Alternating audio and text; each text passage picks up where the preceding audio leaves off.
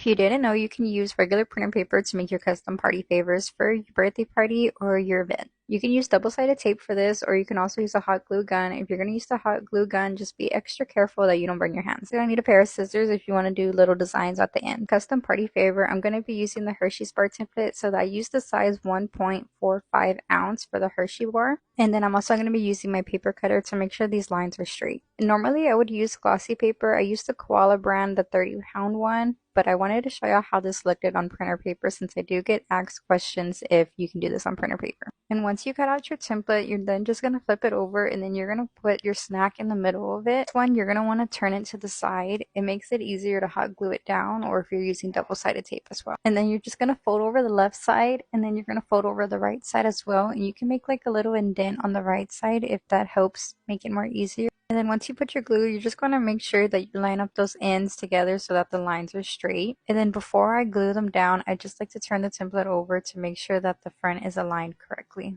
And then once I make sure it's aligned correctly, I just go ahead and put the hot glue at the ends. And then you're just going to pinch the ends in together.